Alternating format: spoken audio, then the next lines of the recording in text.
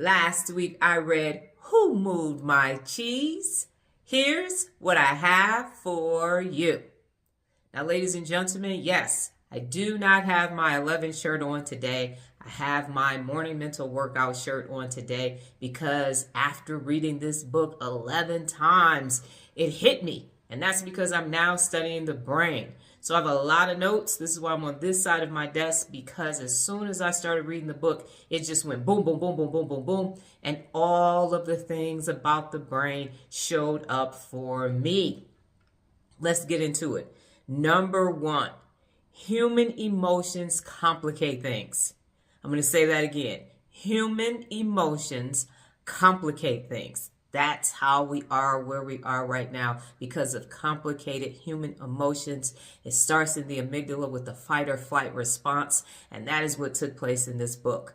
Number two, sniff and scurry. They had simple brains with good instincts, and they kept it simple. And they simply searched for hard cheese that they'd like to nibble on, and they kept life simple.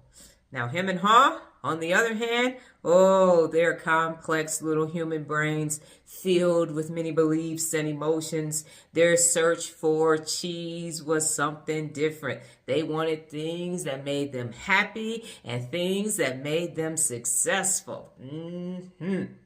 Now, why is this a problem? Because when you are complicating things and when you have emotions involved, your decision making kind of tends to not be all that good. You start making decisions for your flesh. You start making comfort choices. And in this instance, the part that stuck out for me this time was the maze is the world. And we have over 6 billion adults waking up every day, going after their version of cheese with their complex brains and their complicated emotions, and they're making decisions based upon comfort. So, what is it? Cheese for the mice was change. That's what they were looking for. It's like, okay, we got to change. We got to go do some change. We got to go get some change. We got to change. And they were ready for it. Now, the little humans, their cheese was comfort. It was comfort. It was comfort, seeking comfort. Now, why would you seek comfort as opposed to change? Because your amygdala is all about fight or flight.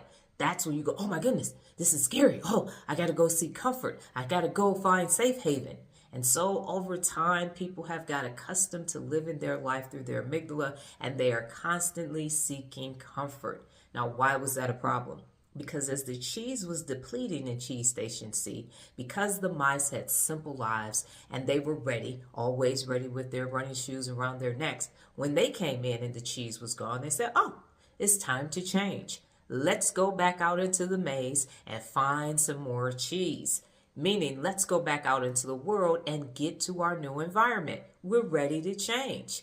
Now, later that morning, when him and Haw showed up, because they was in their comfort zone for real, so they didn't show up late, they're like, oh my God, where's my cheese? This makes no sense. This is it's so unfair.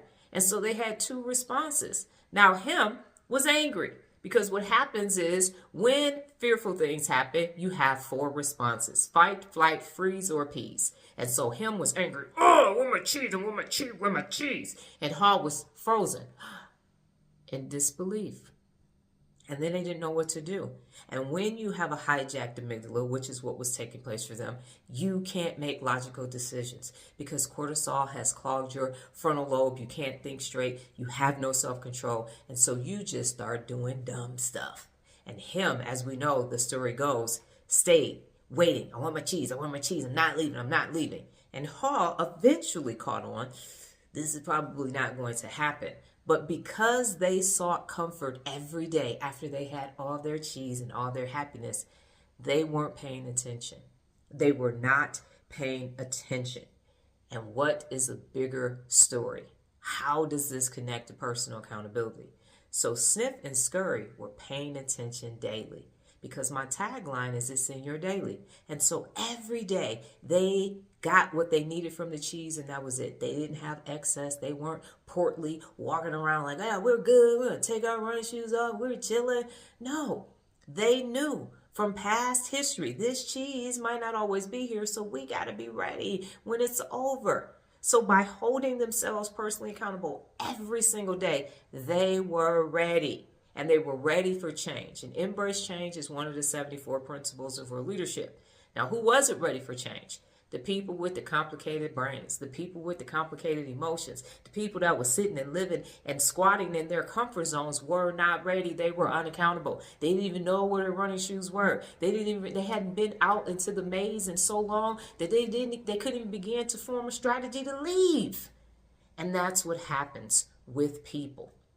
When you hold yourself personally accountable, you are paying attention to the day. You're not waiting for an event to occur. You're not so comfortable that when change shows up, you're resisting it. And you don't even have the mental faculties, the working memory to solve your problems. When you hold yourself personally accountable, you are present and you are consistently contributing to your working memory, adding new information in so that when it's time to solve a problem, when it's time to change, you have active thought and you can say, okay, what is the situation? Let me gather all the facts. Let me objectively see what's taking place and let me make a strategy and grow forward. People can't do that when you're seeking comfort every day. When you're seeking comfort every day, you are making a fleshly amygdala choice. Ooh, give me comfort, give me comfort, give me comfort. You're not increasing your working memory. You're not problem solving. You're not being accountable and you're not paying attention. And now it's time to change. And you don't have any of the resources or tools available to you mentally to accept that change, embrace it, and move forward. So what is the moral of the story? If you live a life with a hijacked amygdala, which means you are always seeking some type of validation and you're always seeking to have what you want right now, you're not making any sacrifices, you're not doing anything at all. When it's time to change, you are not going to be ready. And you might even be like Hall and resist the change and freeze and then get ready. But how many times did Hall get to a new cheese station and the cheese was already gone or there were just crumbs left? That's what's happening in your day-to-day life. You're seeking comfort when you should not be doing that, okay? The only time you need comfort is if there is safety. If someone is coming after you, now you need to go seek safety. But if that's not the case, you're holding yourself personally accountable because best is the objective. Embracing change is how you ensure that you are not going to be comfortable. You are not going to be comfortable, but you are going to be ready to be out in the maze, aka the world. That is what's going to take place for you. So growing forward, embrace change. Stay ready. Don't complicate your life. Don't have so many things in your life and so many emotions, so many feelings, and so many unaccountable people that you can't grow forward. That is what's taking place. It is neurological. Stay in the frontal lobe. Stay in the executive function of your brain so that you are ready, so you can use your logic, you can use your working memory, and everything else that you need to grow forward in life. It's the first time, as soon as I opened up the book, I'm like, oh my God, this has been here this whole entire time. And were it not for me starting to study the brain back in October of last year, then I wouldn't have saw this. I've read this book. This is my 11th time reading this book, and it finally clicked for me. Cheese is for change. And we know that part, but it's neurological. Keep your life simple. Stay in the executive function of your brain. Only use the amygdala for what it was designed to do, and stop seeking comfort every single day, because that's why you are complicating things, because you are all in your feelings. Don't do that, okay? Stay in the executive function, embrace change, and be ready for whatever is coming in the maze that we call this world and life. Got it? Good. Last week, I started doing the lives on YouTube, and it was great. It really was. I was grateful for the TikTok band and then on and off, because it allowed me to switch. And the benefit of doing the lives on YouTube is that they are actually there. So if someone happens to miss the live, they can actually see the live. And I can also do highlights up to 5 minutes. So then I can highlight what I'm saying, and then that goes in a separate playlist. So it has been very beneficial to me. So I am grateful for the band. I know TikTok is back. I'm still on there, but the band helped me see that all of my content needs to reside on YouTube, which is where it was to begin with. So it's a great, great, great meditation and flow. I'm glad that I decided to do it, and I will be sticking to it. It has been a great experience overall. This week's book, The Attraction Factor in Executive Success. Well, that's my time, ladies and gentlemen. But before I get out of here, just remember the journey of 11, a time of meditation to a path of manifestation. Adios.